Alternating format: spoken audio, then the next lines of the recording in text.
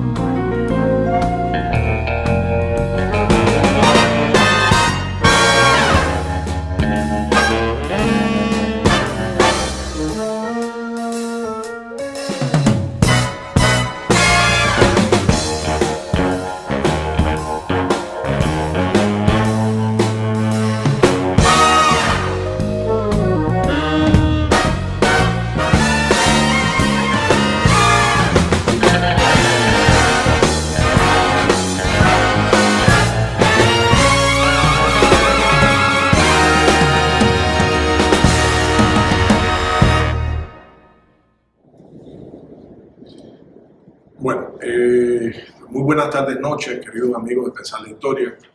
Yo les había prometido una sorpresa. Aquí está la sorpresa conmigo, el gran amigo y destacadísimo intelectual Ignacio Ramonet, que no necesita presentación. Nosotros constantemente lo estamos citando aquí en nuestro programa. Lo hemos tenido también el día del aniversario de Fidel, que hicimos un programa con Néstor Cohan y hubo saludos grabados, uno el tuyo y otro el de Atilio Borón. Nos pareció además, en nuestro programa la gente agradeció mucho la presencia de ustedes, porque nosotros somos un canal pequeño, un canal que se inicia, pero tener el respaldo de personalidades de la talla de nuestro amigo Ignacio Ramonet o de Atilio Borón, pues realmente nos llena de satisfacción. Yo quería aprovechar, este es un canal fundamentalmente de historia de América Latina, del Caribe, Cuba, República Dominicana, pero del mundo también. Nosotros tenemos una serie larga que hoy llegamos a la parte 160, o sea, hay 160 programas ya emitidos sobre Bohemia. La revista Bohemia desde 1908 y vamos por el 60, vamos por noviembre del 60, víspera de la invasión de Girón. Le estamos tomando el pulso en el programa, a través de esa serie, digamos, las percepciones, los símbolos, el imaginario de la revolución desde sus inicios, las medidas, las noticias internacionales, las agresiones norteamericanas, el pensamiento vivo de los dirigentes de la revolución en cada momento, no solamente en discurso. Y creo que estamos reconstruyendo una época para entender el presente, porque hay muchas de las cosas que no podríamos, por ejemplo, ayer tuvimos un análisis sobre la televisión que se hacía en Cuba en el 60 y los reclamos que habían de tener una televisión nueva para una sociedad nueva. Ayer también vimos a Néstor Almendro, un artículo pidiendo todo el cine, el mejor cine del mundo, y no solo el cine norteamericano banal. Incluso proponía películas concretas del cine de la India, del cine de Polonia, del cine japonés, que debían de enriquecer la percepción cinematográfica del cubano. Digo esto como preámbulo para que se entienda más o menos la línea que lleva el programa, pero que no solo es histórica, es también política, y constantemente nos hacen preguntas los suscritos, los espectadores, sobre geopolítica, sobre la situación internacional, sobre los cambios, sobre el futuro, que a veces es muy difícil vaticinar, por supuesto. Nos interesaría, Ignacio, empezar la conversación agradable como siempre contigo, con tu percepción sobre el momento actual que vive la humanidad.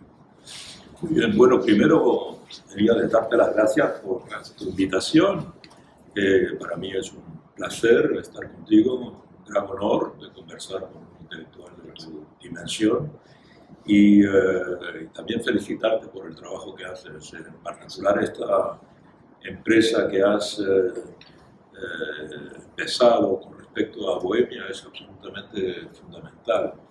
No sé si tú conoces, digamos, una anécdota que yo he contado alguna vez en la propia revista Bohemia hace unos años, y es que la gente a veces se pregunta por qué yo me interesé por Cuba, ¿verdad? Y entonces yo de niño vivía en Marruecos, en Tánger. Y Tánger era una ciudad internacional. Y en esa ciudad, teniendo yo más o menos 9, 10 años, evidentemente iba a una peluquería, ¿verdad? La peluquería a la que iba mi padre, evidentemente. Y en esa peluquería, tú sabes que en las peluquerías de caballeros, sobre todo en la época, siempre hay periódicos para que la gente lea. El peluquero en cuestión, cuyo nombre no recuerdo, era un español, pero regresado de Cuba. Había pasado mucho tiempo en Cuba. Estamos hablando de 1950, 51, 52. No digo 53 aún, pero estamos en esa época. Y entonces la única revista que había ahí para leer era Bohemia, con esas páginas color tabaco, color sepia, así, con esas fotografías de color sepia igualmente. Eso era inolvidable. Entonces, mientras yo esperaba mi turno, leía Bohemia. En Marruecos, en Tánger. Debía ser el único, este peluquero, debía ser el único que recibía Bohemia en todo el continente africano. Pero, y entonces yo leí, ¿y de qué hablaba Bohemia? Esto que tú estás diciendo de esos años. Hablaba, bueno, de los, en particular, las bandas criminales, los puertos, el gangsterismo político. Se hablaba muchísimo de eso. Y ahí empieza a surgir un personaje que es Fidel Castro. Empieza a publicar, luego se produce en el 53 el asalto a la Moncada y Bohemia se llena de eso.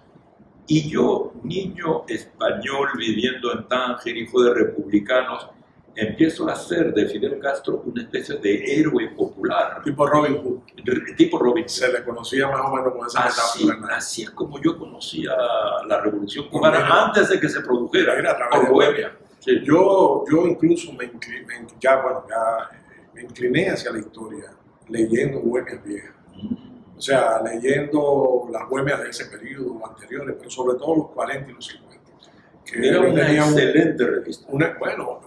Dice más Lesnick, sí, que el gran mérito de Bohemia es todavía existir. Porque claro, tuvo el primer embate que sufrió fue la deserción de su director, Miguel Ángel Quevedo, que hijo del fundador y director en la época de Batista y después de la Revolución, al principio un entusiasta, amigo de Fidel y un entusiasta, digamos, promotor de la Revolución, y luego de golpe en el 60, de una manera muy rara, en mi opinión, bajo chantaje, en mi opinión personal. Él era homosexual, en la época eso era un tabú, y probablemente los americanos no sabían, le tenían un expediente y lo chantajearon y tuvo que asilarse en una embajada y crear Bohemia libre, fuera de Cuba. Estuvo en Nueva York, estuvo en San Juan, Puerto Rico, estuvo en Caracas hasta que quebró. Le daba al Departamento de Estado $30,000 mensuales para Bohemia libre. Pero quebró y luego él se suicidó. Pero era, como bien tú dices, una excelente revista. Después ha tenido los ajustes de la época, la falta de papel, los momentos más duros del periodo especial. Pero ahí está Bohemia, sí, fundada en 1908. 1908, una revista muy histórica, evidentemente, y de gran calidad por las plumas que escribía, por la variedad de temas que abordaba. Era político, pero era cultural. Aprendí mucho, te digo, siendo yo muy niño y por consiguiente con muy poca cultura. Ahí publicaba, sí. Ahora que tú me hablaste yo estaba en la escuela primaria. Sí, ahora que hablaste de Marruecos, es una anécdota. de una revuelta antioccidental a principios del siglo XX, que bueno, empezaron a matar occidentales por las calles, una sublevación de esta, un motín más que sublevación. Y la ciudad quedó dividida en puntos de resistencia, ¿no?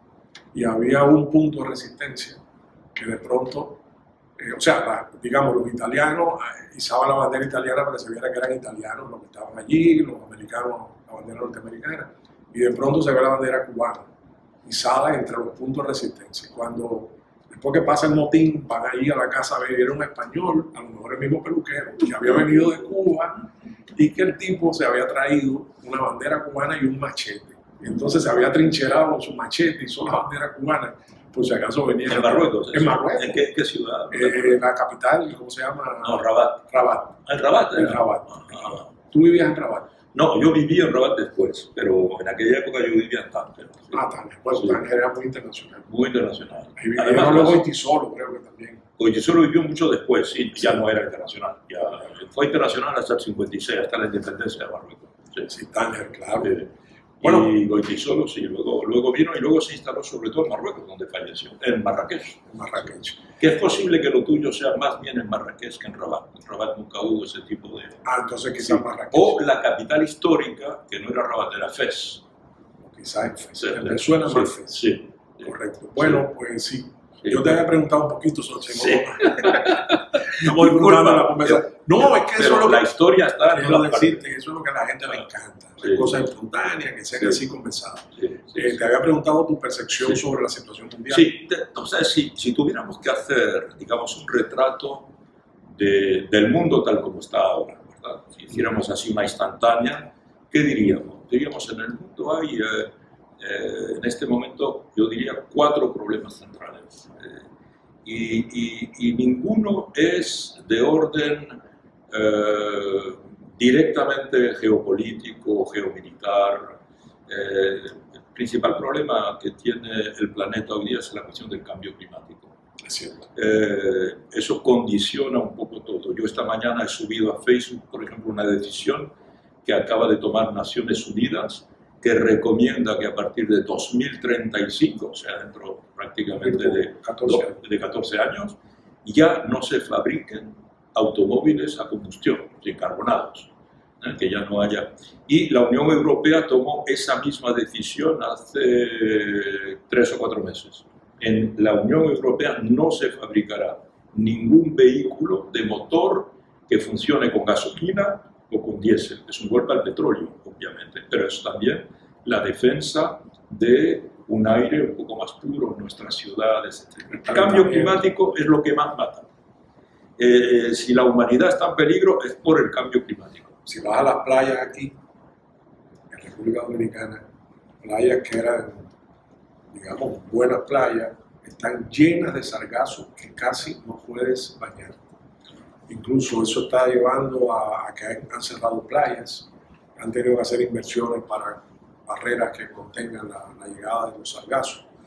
Y es una situación que depende del cambio climático. Sí, depende del cambio climático porque, claro, al aumentar la temperatura del conjunto del planeta, como tú sabes, el proyecto de todas las conferencias internacionales sobre el cambio climático es evitar que a final del siglo XXI el planeta haya aumentado la temperatura media de 2 grados. 2 grados. Y mira todo lo que produce. Claro, de 2 grados. Entonces, como una de las invenciones más importantes del siglo XX pasado, a mediados del siglo XX, fue la capacidad a producir nitrógeno, ¿verdad? Sacado del aire, prácticamente, que no existía.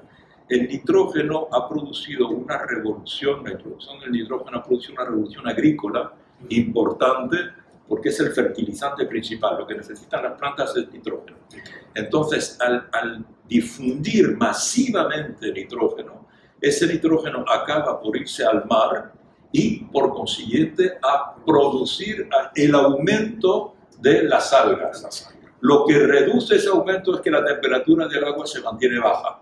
Al subir la temperatura del agua, más los fertilizantes que van al mar, porque se usan en agricultura masivamente y se echan al mar, en todas partes del mundo están surgiendo masas de algas que no se sabe cómo sacarlas. No, es un problema y que asfixian, la vida. porque en las algas cuando flotan no dejan entrar la luz del sol al interior del mar, matan los corales. En fin, para resumir, entonces el primer problema en la fotografía esta del mundo es el cambio climático. No debe haber duda sobre esa cuestión. El segundo problema principal en este momento que tiene el mundo es la COVID, obviamente. Es la COVID. No ha habido una peste como esta a nivel mundial, seguramente jamás en la historia.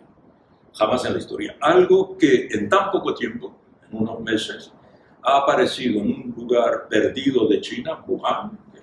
Yo pienso que el 99,5% no sabe dónde está. No sabían, hoy quizá lo sepa, pero en aquel momento no sabía, pero ha salido de ahí e invadió el mundo. Que no hay prácticamente lugar aislado del mundo donde no haya llegado la COVID.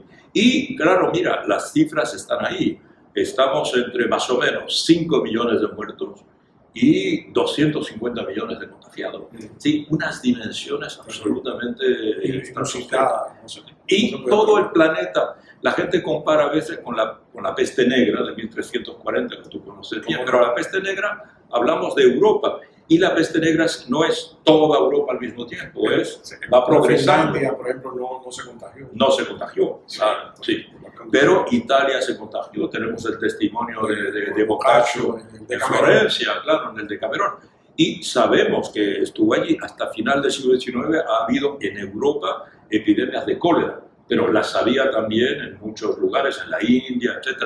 Con la invención de las vacunas, lo que se llama la pasteurización, se combatió esas epidemias que podían surgir aquí o allá, pero nunca eran mundiales, ¿verdad?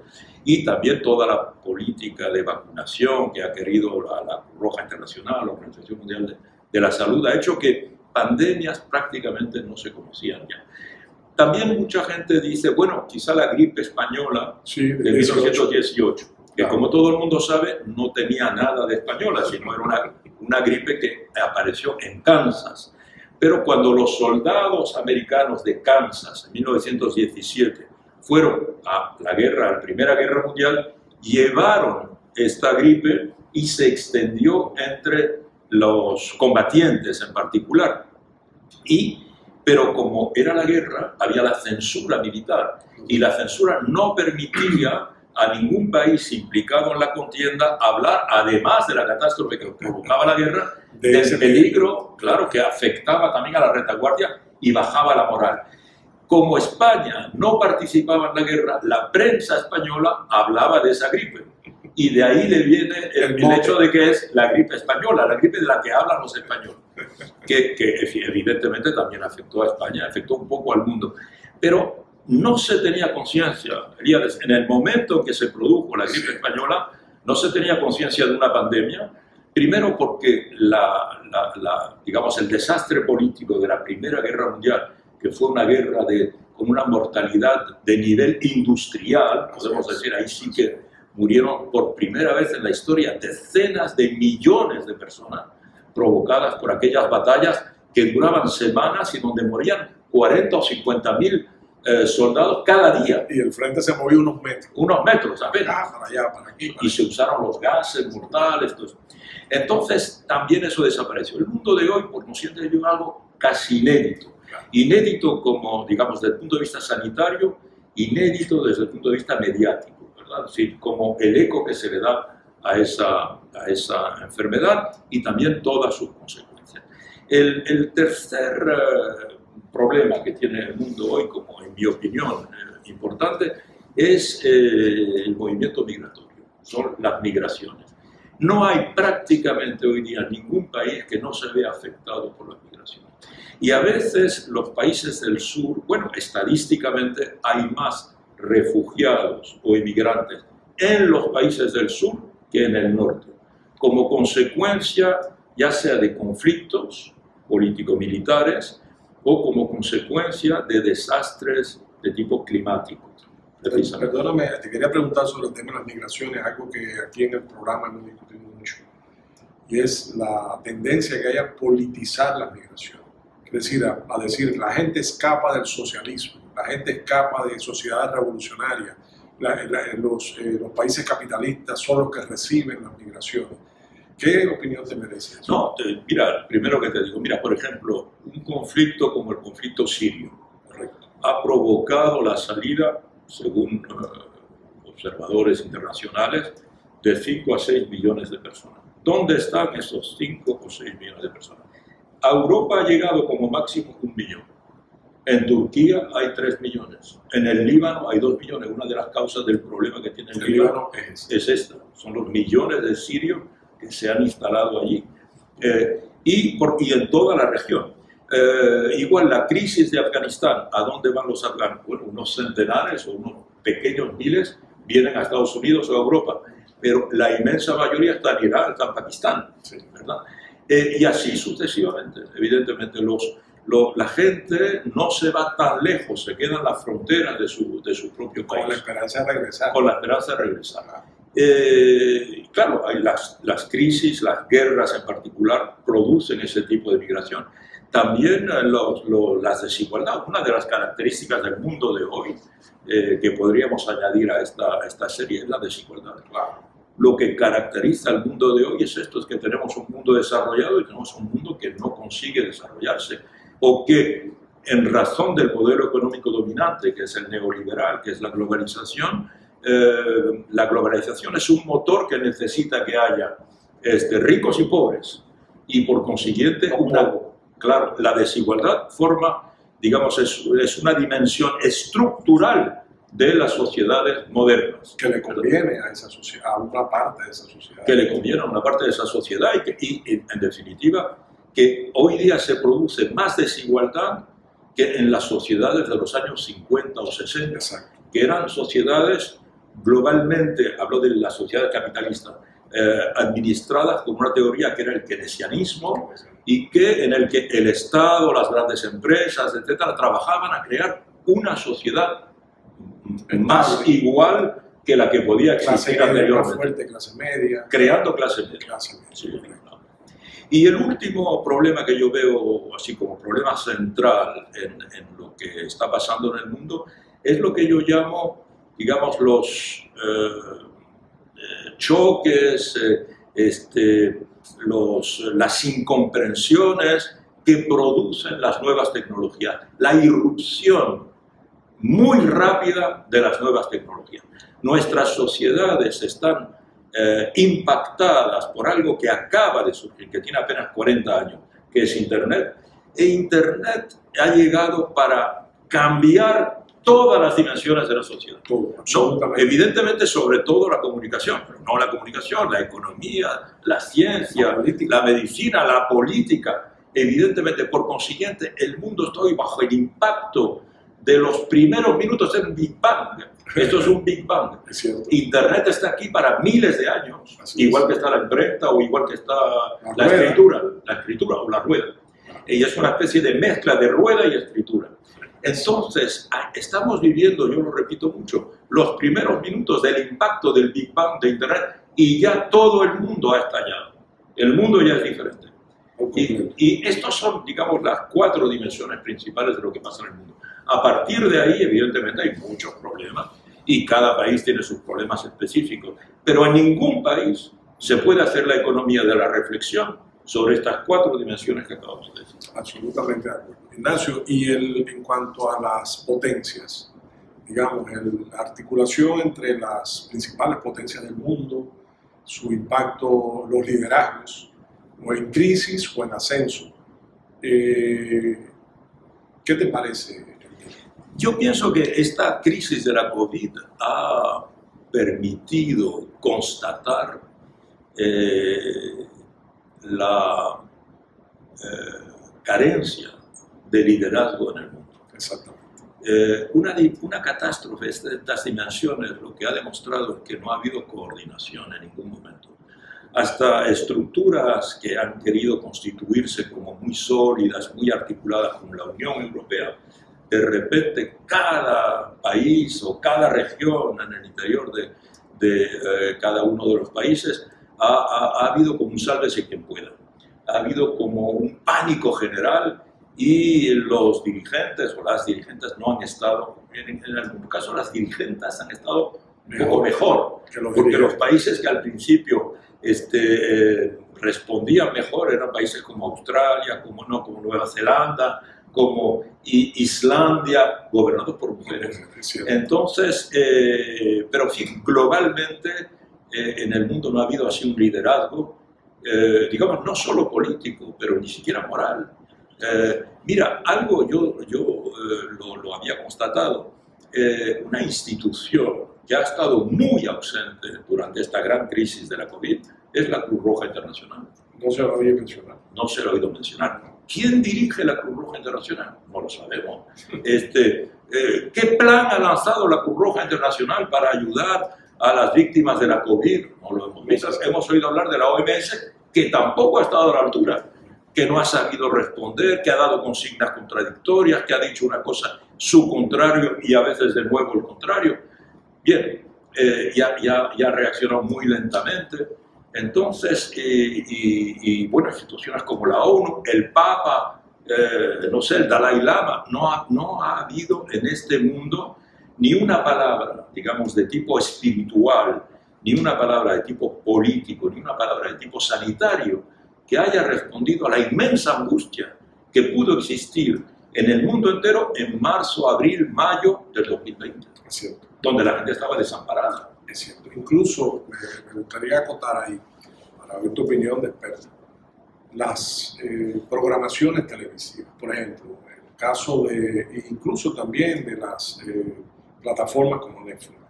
Pero me quiero referir a CNN específicamente. Yo veo CNN a diario, no porque me guste ni porque esté identificado, sino por curiosidad.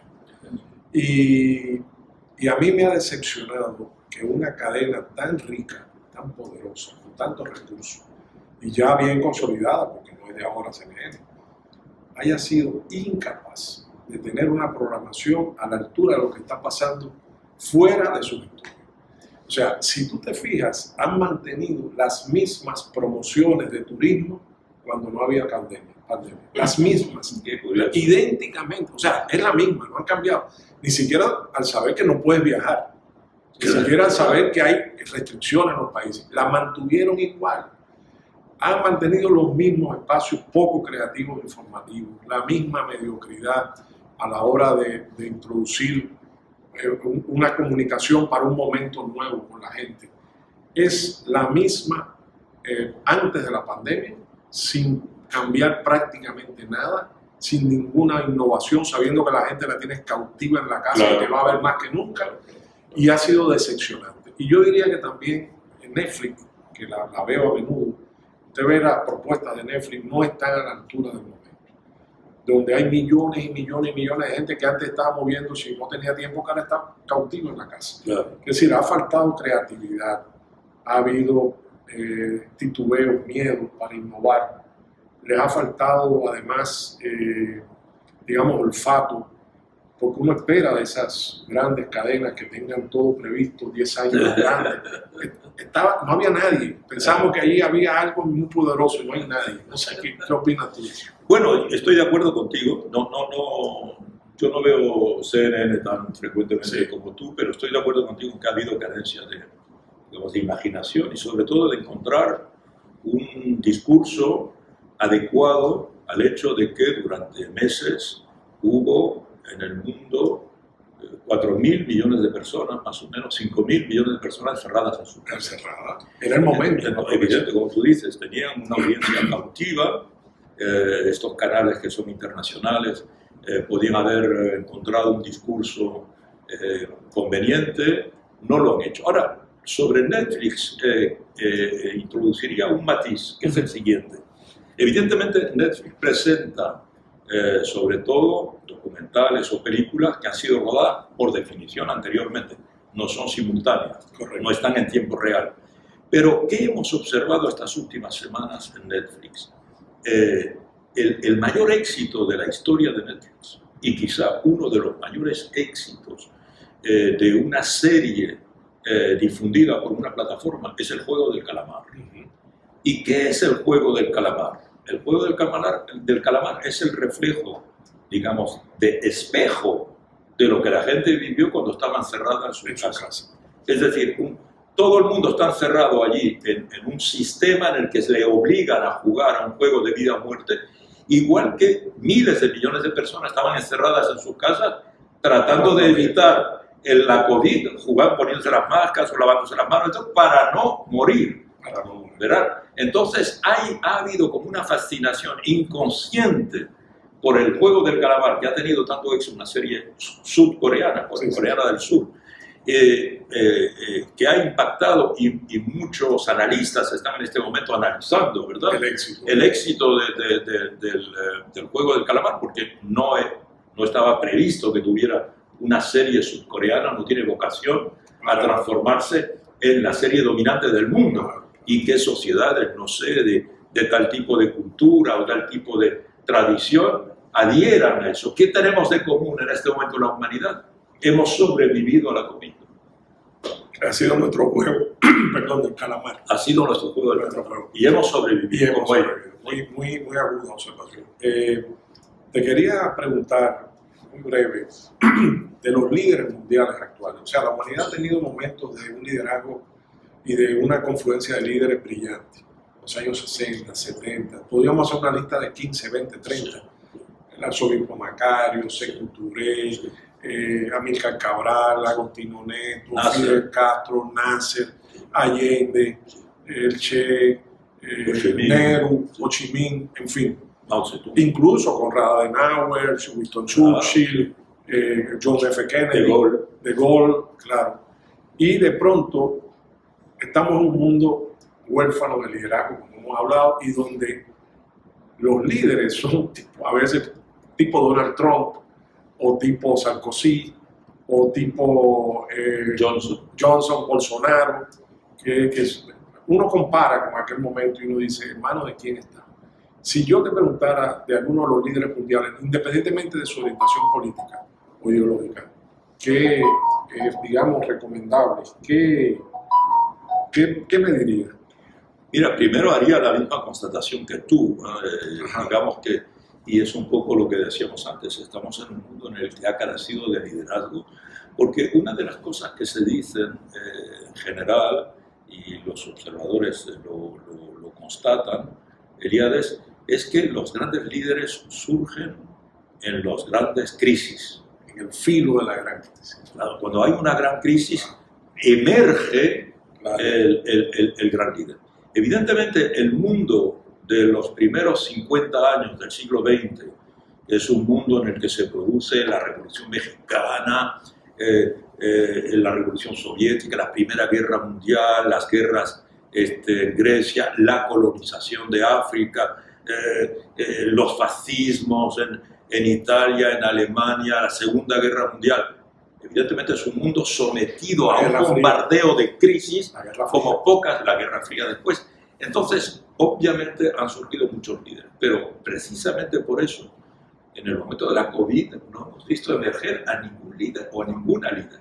En este momento se está retirando de la primera línea de juego del frente político la señora Merkel. Y mira el coro de lamentaciones que hay en el mundo porque se va la única líder que tiene la Unión Europea. Y la única líder que se ha mantenido tantos años, además. En el mundo, líderes de esa dimensión de los que tú citabas, yo podría citar a Putin, quizás, claro. No cabe duda que Putin se puede estar de acuerdo o no de acuerdo con la política de Rusia, pero Putin emerge como un líder con visión estratégica, con capacidad de conducción de su país, con coraje y valentía cuando interviene aquí o allá, en Siria o una en Ucrania. Una coherencia entre su discurso y su actuación. No que puede estar o no de acuerdo, sí, pero es coherente.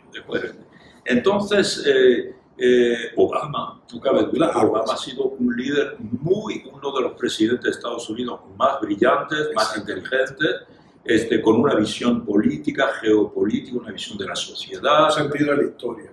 Un sentido de la historia, un sentido del momento histórico.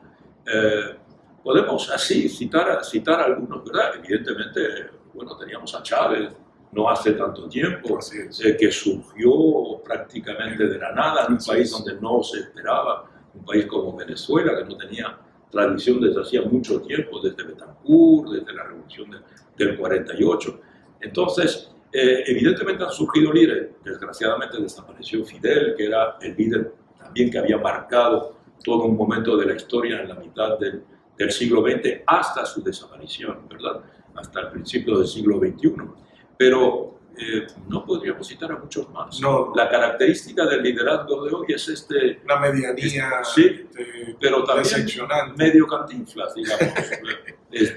Duterte, muy histriónica. Duterte, Bolsonaro. Todo esto había sido anunciado por ¿cómo se llamaba nuestro amigo italiano? Berlusconi. Silvio Berlusconi fue un poco la matriz de toda esa forma de Trump, de Bolsonaro, de Johnson, de todos estos líderes que en realidad parece que viven el instante y no ven la continuidad de historia. Tienes toda la razón. Te quería preguntar sobre cómo aprecias tú la relación, la importancia de la historia en la sociedad moderna. Mira, quien olvide la historia se condena a volverla a vivir, ¿verdad? Y a veces como bajo forma de caricatura. Sí, eso lo decía Marx, ¿verdad? Claro, 18 Brumario. Entonces, yo creo que la historia está cada día más presente, que cada día le interesa más a la gente, a la sociedad, a los ciudadanos, que por otra parte, la historia también en este momento es algo tan problemático porque hoy día el movimiento cultural que más fuerza tiene en Estados Unidos, cada vez más en Europa y poco a poco en el mundo, es lo que se llama la cultura de la cancelación, ¿verdad? Cancel culture. Esta cultura de la cancelación, ¿de qué se trata? Se trata de revisar la historia. Se trata precisamente de hablar de historia para poner en causa los establecidos de la historia, lo que se considera como pilares de la historia. Una relectura. Y de repente llega gente que empieza a decir, pero ese pilar es tan sólido como nos han dicho. Ese pilar no tendrá debilidades, etcétera. Fulano de tal no habría sido esclavagista. Fulano de tal no habría sido sexista. El 12 de octubre, que hace unos días, la gran polémica, las declaraciones de Biden, sí, la respuesta de Santiago Abascal, las manifestaciones, si las estatuas deben de mantenerse de los confederados o no, que si Cristóbal Colón tenemos que mantenerlo o una princesa india debe sustituirlo. Sí. Las polémicas, yo coincido contigo, la historia hoy es un campo de batalla. Yo diría más, Elías, yo te diría que hace poco la gran pregunta que podía hacerse, digamos, el campo cultural era un poco, ¿qué será nuestro futuro? ¿Cómo será nuestro futuro? Es un poco la cuestión que estamos debatiendo aquí. Claro. ¿Cómo será nuestro futuro? Pero hoy, una de las preguntas de mayor actualidad es ¿cómo será nuestro pasado? Así es. ¿Cómo será Exacto. nuestro pasado? Exacto. No sabemos cómo será nuestro pasado. Exacto. En 20 años, ¿cómo leeremos el pasado? Igual que nos lo enseñaron en la escuela, probablemente no. Entonces no sabemos qué pasado tenemos. Y eso pone en el tapete el tema de la guerra cultural. O sea, la gran actualidad e importancia, yo diría que estratégicamente decisivas en este momento, de quién domina la narrativa cultural, o qué narrativa puede imponer. Por ejemplo, en el caso de Cuba es muy visible, son muy visibles los intentos de una narrativa nueva que sustituya a la narrativa revolucionaria. Y eso se está dirimiendo sobre todo, no solo, pero sobre todo en el campo electoral. Nosotros tenemos identificadas 15 o 20 líneas de demolición de la historia revolucionaria, que tú las ves en las redes de una manera muy marcada, que van desde idealizar el pasado antes del 59 hasta negar que en los 62 años de revolución se haya hecho nada. Dice, no se ha hecho nada. No han construido, no han destruido lo que había. Cuba era una tacita de oro antes del 59. Entonces, claro, te muestran a los casinos, te muestran Tropicana, te muestran el Vedado, te muestran Miramar, te muestran el carro del año, las tiendas surtidas, pero no te muestran el barrio de La Yagua, no te muestran el campo cubano, que Bohemia sí, porque eso es que estamos viendo despacito, pasando por Bohemia. Bohemia siempre lo mostró, las enormes desigualdades y iniquidades, sobre todo en el campo cubano, como las tremendas carencias que había en los sufrimientos de la gente. Pero como viene una generación nueva que además, en el caso cubano, viene arrastrando los defectos de la educación del periodo especial para acá, porque hay una especie de derrumbe de muchos aspectos de la sociedad cubana. Y uno de ellos más afectados fue la educación. La calidad de la educación siempre fue muy buena. Y ahí hubo, bueno, no quería nadie ser maestro en esa época, yo recuerdo. Y esa carencia ha conformado un pensamiento de una juventud, una parte de la juventud mal formada en temas culturales, por supuesto en temas políticos y en temas históricos. Entonces es más fácil, por ejemplo, como hizo ahora un reggaetonero cubano, contra la revolución, armar un videoclip donde coge figuras de la cultura y de la historia de Cuba clásicas, generalmente gente patriótica o revolucionaria, le aplica un programa de computación que mueven la boca y lo ponen a cantar a Martí, a Maceo, a Bola de Nieve, al Indio Atuey, en fin, lo ponen a cantar el reggaetón contra la revolución, para mandar un mensaje de unanimidad, de nuevo consenso, de que todo nuestro pasado fundamenta esa posición política, cuando todas esas figuras eran contrarias a esas ideas. Y eso crea un escenario de debate nuevo. Y no creo que siempre haya preparación ni conciencia de lo que está pasando en el terreno cultural. Entonces, para ya ir cerrando y para no abusar de tu generosidad, me gustaría también tu opinión sobre la nueva derecha, por decirlo de una forma europea. Ese intento, digamos, de la alt-right de crear, compró Steve Bannon bueno, no Steve Bannon es la cara del proyecto, un convento en Italia para formar a las ultraderechas europeas. Estamos viendo coordinaciones a nivel del Parlamento Europeo, estamos viendo a Vox, estamos viendo a la derecha francesa, estamos viendo, por supuesto, a las derechas cavernarias de Hungría, Polonia, etcétera, tratando de usar métodos. Bueno, Bannon se autocalifica como leninista de derecha, tratando de usar, eso es muy neoconservador, de tomar las herramientas culturales, políticas, ideológicas de la izquierda, vaciarlas de contenido y usarlas contra la izquierda. Entonces no sé qué opinión te merece eso. No, el fenómeno nuevo en Europa, no cabe duda que es el resurgir, la emergencia de una extrema derecha nueva, una extrema derecha no vergonzosa, digamos, militante, que no tiene complejos. Hasta hace pocos años, hasta la palabra derecha era rechazada por la derecha. La derecha no quería verse calificada de derecha, porque se consideraba que eso era retrógrado, antipolítico, era defender un pasado, y la derecha quería ser moderna. Entonces, pero ahora no.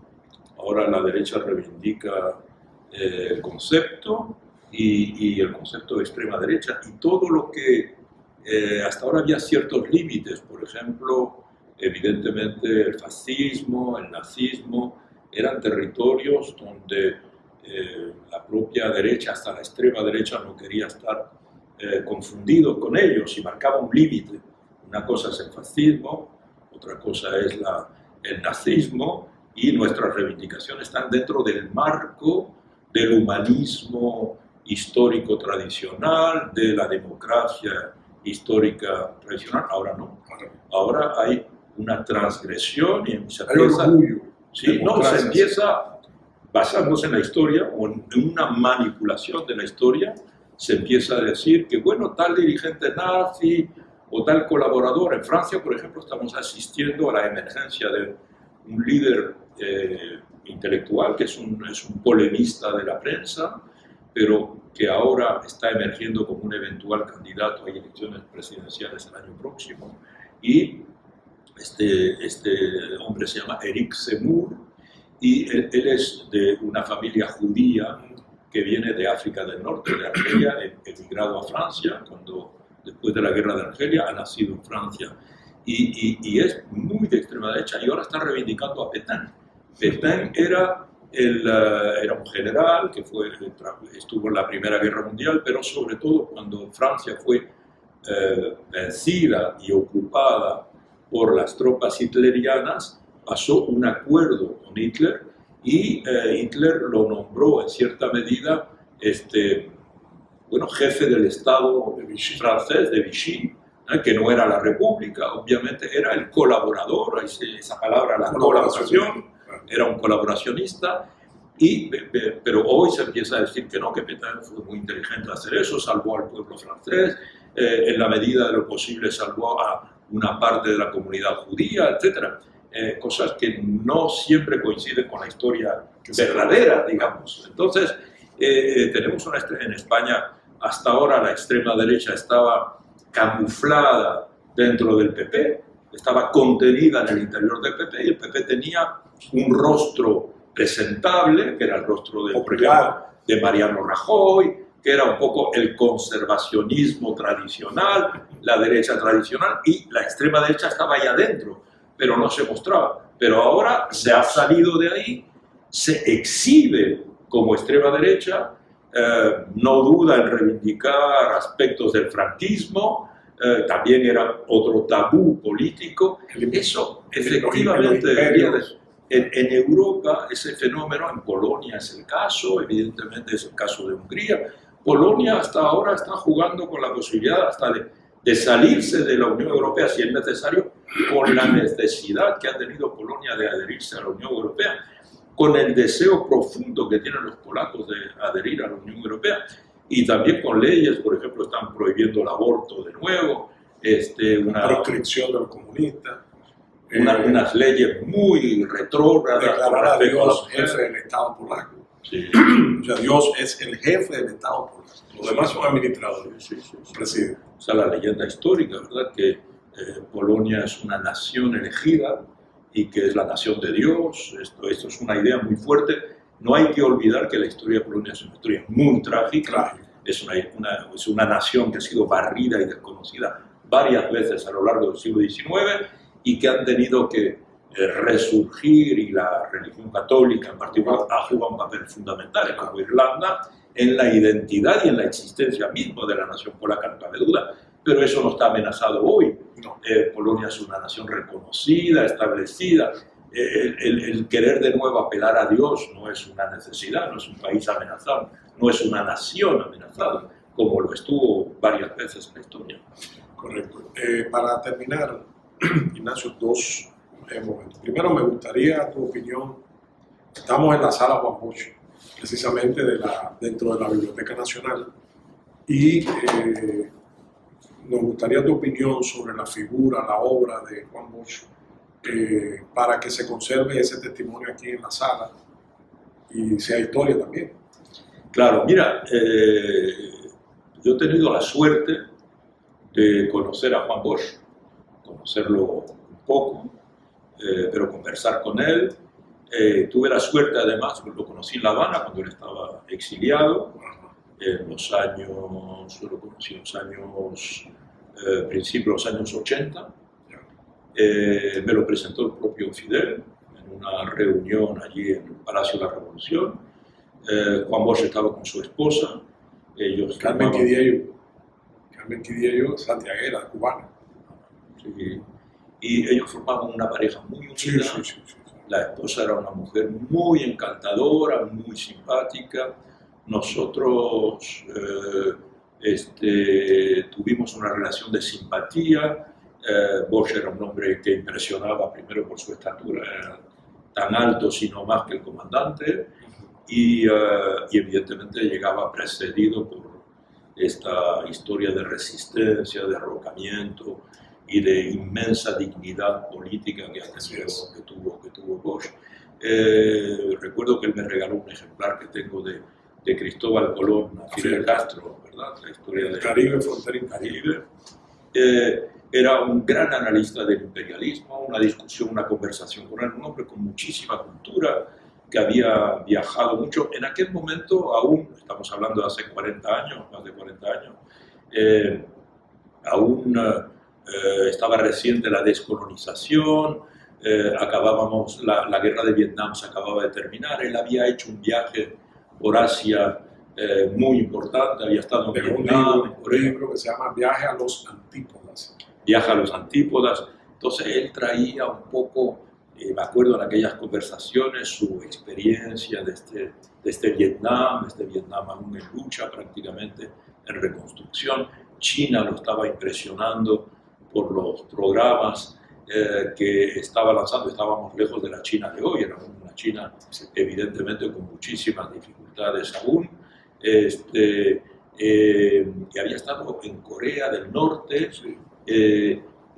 Entonces, evidentemente, no solo conocía muy bien América Latina, creo que eso es obvio, ¿no? Conocía muy bien el Caribe, era un gran especialista de Haití. Últimamente estaba leyendo algunos de sus textos sobre Haití, que tanta importancia tiene para los intelectuales en República Dominicana. Y vos daba el ejemplo de que hoy en República Dominicana no se puede ser, digamos, un gran intelectual, un dirigente político sin tener conocimiento del vecino tan problemático y a la vez tan ligado a la historia del país, positiva o negativamente, ¿verdad? Entonces era un hombre muy completo, un hombre con una formación enciclopédica. Un conocedor de Cuba, de su historia, vivió años, pero además tiene un libro espléndido que se llama Cuba, la isla fascinante, que es una descripción de la vida cubana profunda en los años 40, principios de los 50, que es de lo mejor que se ha escrito para entender al cubano. O sea, que te lo recomiendo, si no lo has leído. No lo conocía. Va a haber una edición de la Fundación pronto, y yo te haremos llegar un ejemplar. Bueno, sí. Y por último, quisiera, Ignacio, aprovechar tu generosidad ya para cerrar, porque nos hemos extendido un poco, para que si deseas mandar un mensaje a los espectadores de Pensar la Historia de nuestro canal. Bueno, yo lo que les diría a los espectadores es que tienen una suerte excepcional de poder tenerte a ti regularmente con tu conocimiento, tu seriedad, tu extraordinaria honestidad intelectual y que tú les propongas esta revisión de la historia a través de tus parrillas de análisis. Primero, lo que estás haciendo con Bohemia, eso se va a quedar como una enciclopedia. Esta relectura paciente y larga, esto es excepcional. Me recuerda lo que hizo un historiador muy amigo mío que acaba de fallecer hace unos meses, Marc Ferró. No sé si tú lo conoces, es un gran historiador de la Revolución Soviética, y que él, precisamente estábamos hablando antes de Pétain, de la colaboración.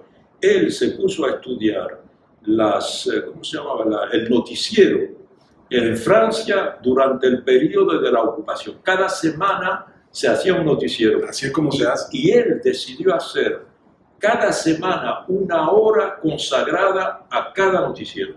Hizo como una enciclopedia, durante eso duró más de 4 años, cada semana, o sea, más de 200 números consagrados a cada uno de ellos, dando el contexto internacional, restableciendo la verdad, desarrollando algunos aspectos.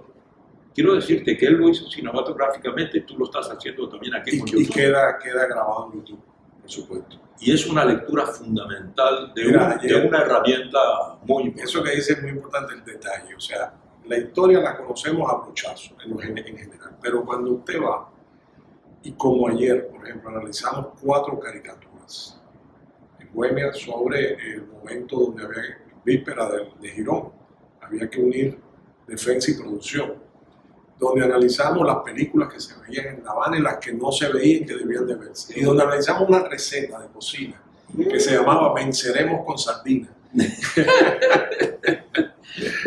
Y el uso de la leche en polvo como un sustituto de las proteínas animales, pues ya empezaba a faltar la carne, en fin.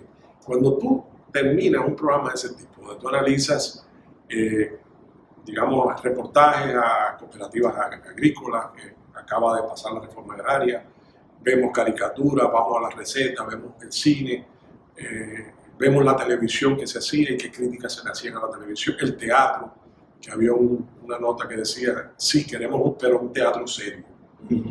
O sea, irse de la frivolidad al teatro tradicional de entretenimiento y buscar un teatro con mensaje. La visión con que tú sales de cualquiera de esos programas, y lo digo para mí, no solo para el espectador, pero lo primero que estamos aprendiendo somos los que hacemos el programa. Claro. Y te digo que es una visión incomparablemente compleja, superior, más abarcadora, más racional que la que teníamos antes. O sea que eso hay que seguirlo haciendo, aunque nos cueste tiempo, trabajo, a veces sacrificio, pero no importa, yo creo que vale la pena. Así que muchas gracias por tu opinión, que es una consagración papal. Que Ignacio Ramonet diga que el programa es bueno, ustedes lo saben, que lo ven, y a partir de ahora no aguanto críticas. Ya ustedes saben. Muchísimas gracias, Ignacio. Gracias. Un placer tenerte aquí. Ahora nos ha legado un David, o sea, un referente modélico de ciudadano, de pensador, de líder político, de ser humano en el que vamos una y otra vez para podernos ordenar y encontrar caminos en un mundo con tantas confusiones y con tantos problemas, ¿no? Sobre todo ese humanismo sin límite, ese humanismo que pule el niño Fidel, que mantiene el joven Fidel y que hace triunfar el hombre inmenso que es Fidel Alejandro Castro. Y qué bueno que es nuestro, y qué bueno que lo tenemos todavía, y qué bueno que nos sigue dando, nos sigue aportando. Un día volvió a la casa y papá ya lo sabía. Vienes a buscar al chiquito. El chiquito está aquí con nosotros y el grande está con nosotros todavía.